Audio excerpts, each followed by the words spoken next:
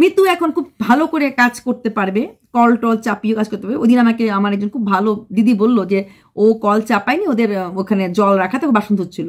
যেটাই হোক সেটাই ভাবে বসে কাজ করাটা ঠিক না।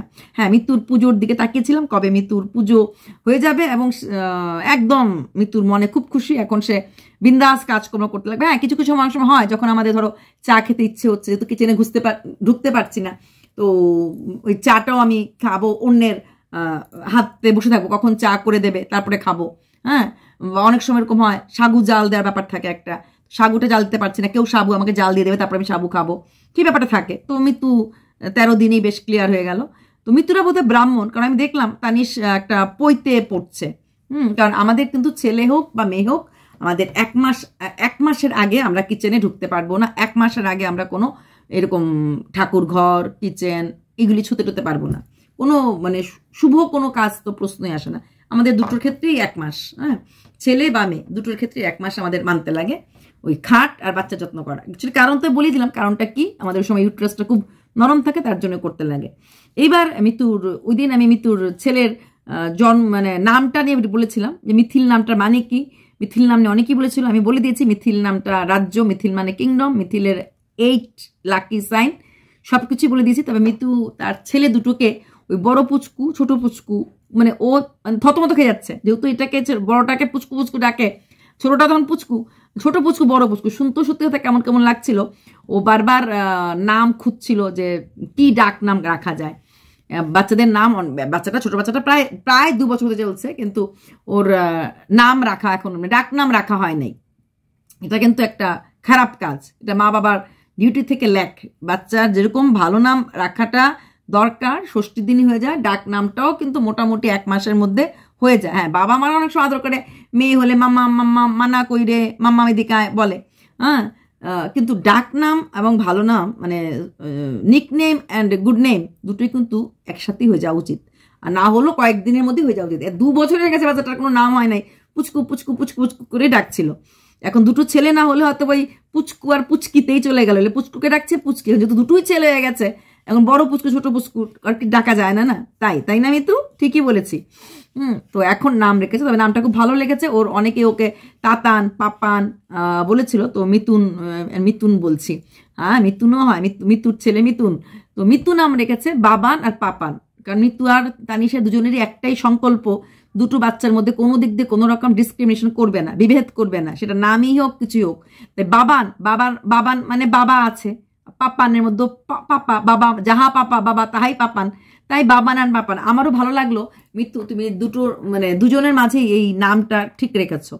আর যেটা সেদিন আমাকে অনেকে বলেছে যে মৃত্যুর শাশুড়ি খুব প্রচন্ড ভালো, মৃত্যুর ননাসরা খুব ভালো, পরিবারের দিক থেকে সবাই সাহায্য করে। হ্যাঁ, ও বলেছিল আগেই ওর বড় নানাসা আসবে, বড় নানাসা আমি আগেও দেখেছি খুব মাইল্ড টাইপের। আগে একবার কন্ট্রোভার্সি হয়েছিল, উনি হাত জোর করে রিকোয়েস্ট করেছিলেন যে আমাদের ভাই বোনদের মধ্যে এরকম তোমরা বিভেদ করো না, আমার বাবাকে আমার ভাই না দেখলে কে দেখবে, আমার মাকে আমার ভাই না দেখলে কে দেখবে। আমার এত ভালো লেগেছিল ওই দিন ওই মহিলাটাকে, মানে মৃত্যুর ননদকে ভীষণ ভালো। আমি এই ননদের নাম অ্যাকচুয়ালি জানি না, তোমরা একটু কমেন্ট বক্সে লিখো তো নামটা কি, কারণ আমি যেহেতু ওকে নিয়ে কখনো তো ভিডিও করিনি, তো ওই সময়টাতে দেখেছিলাম যখন কন্ট্রোভার্সিটা হয়েছিল। যেরকম ছোট ননদের নাম কল্পনা, সেটাকে খুব ভালো করে জানি, সে তো ফেমাস, যেহেতু প্রেয়ার যা কন্ট্রোভার্সিও করেছে ওকে নিয়ে, তো ওকে চিনি, ওর নাম জানি, কিন্তু এই ননদের নাম, বড় ননদের নাম আমি জানি না। তো সেখানে সে কিন্তু উনি কিন্তু তখনও কেঁদে কেটে বলেছিলেন যে এইটুকুন পারি যা পারি। ওই যখন ওর শাশুড়ির অপারেশনের সময় প্রচুর কন্ট্রোভার্সি হয়েছিল, কেন তানিজ দেখছে না কি দেখছে না, যাই হোক বাইগন স্যার বাইগন, যা চলে গেছে তা চলে গেছে। তো এই ননদ সত্যি ভালো, ননদ 3টে মেয়ে এসেছিল, 2টো মেয়ে চলে গেছে, আরেকটা মেয়ে আছে, এবং ননদ সমস্ত পুজোর কাজকর্ম করা, রান্নারও আইটেম। আর মৃত্যু প্রচণ্ড প্রশংসা করলো যে ননদের হাতের রান্না খেতে খুবই টেস্টি, খুবই ভালো। আসল কথা মৃত্যুও কিন্তু তার শ্বশুরবাড়ির লোকদের প্রচণ্ড ভালোবাসে। কারণ যেহেতু ওর তো আরেকটা সাইড নাই, বাপের বাড়ির সাইডটা নাই, তাই এই শ্বশুরবাড়ির সাইডটাকে আঁকড়ে ধরে রেখেই ওকে চলতে লাগবে, এটা তো বুঝে গেছে। একটা সাইড যখন একদমই নাই, তখন আরেকটা সাইডকেই আঁকড়ে রাখতে লাগে। তাই মৃত্যু জেঠু শাশুড়ি ওই সময় অনেক করেছিল। বড় বাচ্চাটার সময় যেহেতু শাশুড়ি মা চলেও গেছিলেন, 1 মাসের মাথায় চলেও গেছিলেন শাশুড়ি মা ওই ছোট ননদের কাছে, কারণ তখন কল্পনা আলাদা বাড়ি করে আলাদা ওখানে ছেলেকে স্কুলে পড়াবে হ্যান ত্যান, তো চলে গেছিলেন। পরে যখন উনি আসলেন, ওনার ওই ইউট্রাস অপারেশন হবে, তখন উনি আসলেন, তখনও ওনার ওই অসুস্থতার মধ্যেই এসেছিলেন। হ্যাঁ, তো মিতু তখন কিন্তু মিতু মারাত্মক একটা একটা ফেজ গেছে 3 মাসের মাঝেই ও শাশুড়ি এত বড় অপারেশন। তো আমার খুব খারাপ লেগেছিল, মিতুর গয়নাগুলিও খুলে দিয়ে দিয়েছিল ওই মর্টগেজ দিয়ে টাকা আনার জন্য। কালকে ওরা যে ভিডিওটা করলো মিতু আর তানিশ, বাচ্চার যে বড় বাচ্চার সময় এত বেশি খাওয়া দাওয়া করতো, বেশি কাজ করতে দিত না, হ্যাঁ, তারপরও বাচ্চার মাত্র 2.5 কেজি না কত হলো, কিন্তু এই বাচ্চাটা 3 কেজি হয়েছে। এর সময় মিতু সেরকম কোনো যত্ন, সেরকম কোনো খাওয়া দাওয়া, সেরকম কোনো কিছুই করেনি। তারপরও সব দিক দিয়ে বাচ্চাটা মিতুকে একটা শান্তি দিয়েছে, কারণ শারীরিকভাবেও মিতু ওই সময় দেখেছি তো চলতে পারতো না, এইভাবে হেঁটেছিল, স্টিচ পেকে গেছিল, কি কেঁদেছিল। যখন সেকেন্ড টাইম আবার ওটিতে তোলা হলো, তানিশের অবস্থা কাহিল, ছোট একটা বাচ্চা ঘরে, তার মধ্যে এই বউকে আবার সেকেন্ড বার ওটিতে ওঠানো ওই স্টিচ পাকার জন্য, এগুলি ঝামেলা। তারপরে 3 মাসের মাথায় মার অপারেশন নিয়ে কন্ট্রোভার্সি, টাকা কোথা থেকে পাবে, তো এইসব নানা রকম ঝাপটা ওই টাইমটাতে গেছে। হ্যাঁ মিতু এক সময় সবসময় সময় সমান থাকে না, তাই না? দেখো তোমার এই বাবান, হ্যাঁ, মিতাংশ হওয়ার পর কোথাও বাপের বাড়ির লোকের কাছে এসেছিল, তোমার একটু হলো যাওয়ার সুযোগটা তুমি পেয়েছো বাপের বাড়িতে যাওয়া। ইনফ্যাক্ট তানিশ ও তোমার বাপের বাড়িটা দেখতে, হয়তো আগে শুধু তোমার মুখে গল্পই শুনেছে, দেখতে তো পারেনি না। অ্যাটলিস্ট ওদের সাথে মানে দেখা সাক্ষাৎ হওয়া, অ্যাটলিস্ট এখন পরিচিত হয়ে গেছে, পরিচয় হয়ে গেছে, এই বাড়িটা, এই ঘরটা, এই জায়গাটা, তাই না? সব পরিচিত হয়ে গেছে এবং পুরো এলাকাটা দেখে ফেলেছে, বাকি কিছু লোকরাও চিনে ফেলেছে। এটাও কিন্তু একটা পাওনা। বাবানের সময় তুমি অন্য সুখটা বেশি পেয়েছো, পরিবারের মিল পেয়েছো, সবকিছু হয়েছে। অন্নপ্রাশন যে ধুমধাম করে দিয়েছো এবং বহু বছর পর, বিয়ের এত বছর পর বাবাকে জড়িয়ে কান্না করতে পেরেছো, সবচেয়ে বড় কথা হচ্ছে সেটাই। কিন্তু বাবা তো আবার হারিয়ে গেল, তো হারিয়ে গেছে তো কি হয়েছে, আবার ফিরে হয়তো আসবে, হয়তো 5 বছর, হয়তো 4 বছর পরে আবার ফিরে আসবে। কিন্তু অনেকটা গ্যাপ তো হলো না, মাঝখানে তো তুমি গেলে দেখলে, বোনদের সাথে, দিদিদের সাথে, বন্ধুদের সাথে কথাবার্তা হলো, অনেকটা গ্যাপ কিন্তু হয় নাই। দেখা সাক্ষাৎ মিল সবটাই করতে পেরেছো, তাই না? তাই একটা কথাই বলবো, সময়ের কাছে ছেড়ে দিতে লাগে দুনিয়াটা। তো তোমারও দেখো, তুমিও সেকেন্ড ছেলে, বড়টার সময় চিন্তা ছিল প্রেগনেন্সি হবে কি হবে না, প্রেগনেন্ট হলে পরে। ছোটটার সময় তুমি ভাবতেও পারোনি, তোমার কোনো প্ল্যানিংই ছিল না, আনপ্ল্যান্ড বাচ্চা। প্রেগনেন্টের অনেকটা হয়ে যাওয়ার পর, আই থিঙ্ক 5 মান্থস হয়ে যাওয়ার পরেই তুমি জানতে পেরেছো তুমি প্রেগনেন্ট। হ্যাঁ, তো ছোটটার সময় তোমার অনেক কিছুই তোমার গেছে। তারপরে ও তোমাকে কোনো রকম ঝামেলা দেয়নি, কোনো রকম কষ্ট দেয়নি, ঠিক মতো চলা ফেরা হাঁটা সবকিছু করেই কিন্তু ভালোভাবে বাচ্চাটাকে জন্ম দিতে পেরেছো। এটা কিন্তু অনেক বড় একটা পাওনা। তোমার ছোট বাচ্চাটা সত্যিই খুব ভালো, না বড়টাও ভালো, না ছোট বাচ্চাটা মানে এই দিক দিয়ে আর কি। এমনি তো মনে হয় না রাত থেকে উঠে জ্বালায় টালায় বলে, তুমি যতটা ফ্রেশ থাকো দিনের বেলা, নাহলে দিনের বেলা না একটা ঘুম ঘুম ভাব থাকে, তোমার মধ্যে একটা কিন্তু একটা হ্যাপি ভাব আছে। হ্যাপি ভাব না, সাধারণত হ্যাপি ভাব থাকে না ওই সময়টাতে, একটু মানে মাত্র তো 13 দিন 14 দিন একটু কেমন ভাব থাকে, একটু শরীরে কষ্ট, চলাফেরাতে কষ্ট, একটা সারা ভিতরে থাকে, ব্যথা সবকিছু মিলে কেমন থাকে, কিন্তু তোমাকে কিন্তু প্রচন্ড ফ্রেশ লাগছে। তাই সব দিক দিয়েই তোমার এই ছোট সোনাটা একদম লাকি। আবার তুমি আরেক দিকেও বলেছো যে তোমার শ্বশুর বাড়িতে সব দিকেই মেয়ে, আর তোমার যেটা শ্বশুরের সে কথাটা যে মারে তোর জন্য আমার বংশটা বাঁচলো, এটা কিন্তু দারুণ একটা আশীর্বাদ তুমি পেলে।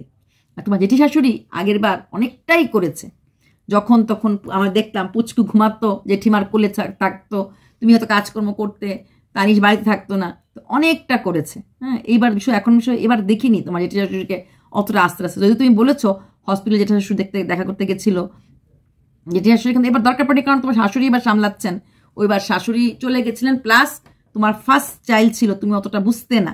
এইবার তো তুমি আর তানিশ দুজনেই এক্সপিরিয়েন্স হয়ে গেছো না, এটাই হয়। প্রথম বাচ্চার ক্ষেত্রে একটুখানি প্রবলেম থাকে, দ্বিতীয় বাচ্চার ক্ষেত্রে কিন্তু অনেকটাই আমরা এক্সপিরিয়েন্সটা নিয়ে নিই, অনেকটা আমরা পারি। হ্যাঁ, তোমার ননাসকে দেখো কি সুন্দর করে স্নান টান করো, তোমার একদম এক্সপার্ট হ্যান্ড। এই 13-14 দিনের বাচ্চাদেরকে স্নান করানোটা নট এ গ্রেট, মানে নট এ ইজি যেটা বলতে গেলে। কারণ আমাকে যদি এখন খুব বলে তুমি একটা ফটকা 13 বছর 14 বছর বাচ্চা 14 দিনের বাচ্চাকে স্নান করাও, পারবো বলে মনে হয় না, সত্যি পারবো বলে মনে হয় না। তো কেন পারবে না? তুমি তো 2 বাচ্চার মা হয়েছে। আমি 2 বাচ্চার মা হয়েছি।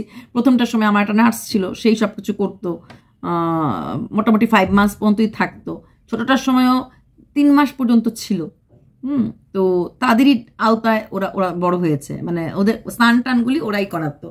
হ্যাঁ, 3 মাস পরে আমাকে দিয়েছে। 3 মাস কি 3 মাসও না, আরও বেশি, জানুয়ারি, অগাস্ট, জানুয়ারি, মানে অনেকটা 4 মাস, হ্যাঁ 4 মাস পরে, মানে গরমটা আসার সময় 4-5 মাস, 4.5 মাস সময় গিয়ে আমি তখন করতে, 4 মাস থেকে আমি করিয়েছি স্নানটা ওরাই করাতো, চানটা আমি করাতাম না। তো আমাদের তো ওই সুবিধাগুলি, ফেসিলিটিগুলি ছিল। কাঁথা টাথা ধুতে ধুতে আমাদের লাগেনি, কারণ ওরাই করতো। বড়টার সময় তো টিপিক্যাল হসপিটালে কাজ করা নার্সই ছিল, ও ওই মানে ন্যানি টাইপের ছিল, অন্য কোনো কাজ ওর সে কখনই করেনি, ন্যানি টাইপের ছিল, শুধু হসপিটাল বাচ্চা মানে ডেলিভারি ওমেনদেরই কাজ করতো। আর ছোটোটার সময় ওই রকম ছিল না, উনি বিহারি যে থাকে না, ওই যে মালিশ টালিশ করে, উনিও কাঁথা টাথা মালিশ টালিশ করতো, তবে উনি বাচ্চার মা ছাড়া বয়স্ক লোকদেরও উনি দেখভাল করতো। তো আমার সময় শুধু আমাকেই করতো, অন্য কাউকে করেনি, তখন রোজ আসতো তো অন্য সময়ও পেত না। তো বড়টার সময় বেশি আরাম পেয়েছিলাম, কারণ ওইখানে মানে ট্রেন্ড নার্স ছিল। এটা ওই দ্বিতীয়টার সময় ট্রেন্ড ছিল না, কিন্তু ওই স্নান টান করাতে পারতো, আর শুধু স্নান আর কাপড় টাপড়গুলি ধুতো ওনার। আর বড়টার সময় সব করতো, বিছানা জানা ওদের, মানে কি আরাম। তুমি বলছো না 13 দিন ধরে অস্বস্তি, আমাদের তো আরাম লাগতো, তোমার তো আরাম লাগে না, তোমরা হচ্ছে কর্মঠ, আমরা হচ্ছি আলসি টাইপের। ও এসেই আমাদের ঠান্ডার দিনে একদম ব্ল্যাঙ্কেট ট্যাঙ্কেটে নিয়ে রোদে দিয়ে, বালিশ টালিশ রোদে দিয়ে, তেল মানে মেখে আমাদের শেক দিয়েছে, ইচ্ছা মতো শেক দিয়েছে। সিজার হলো, এখন ডাক্তার না করে, আমার সময়ও না করেছে, কিন্তু দিয়েছে। ও তো নার্স ছিল হসপিটালে, ও জানে কি করে কি করতে লাগে, একদম চুস্ত দুরুস্ত করতে লাগবে বলে অনেক কিছু করেছে, বাচ্চাকেও করেছে, আমাকেও করেছে। চলো, দেখলাম, ভালো লাগলো, এইভাবেই এগিয়ে থাকো, ভালো থাকো। আর আমার তরফ থেকে রইল বাবান আর পাপানের জন্য অনেক অনেক আদর, অনেক অনেক আদর। ঠিক আছে, বাই।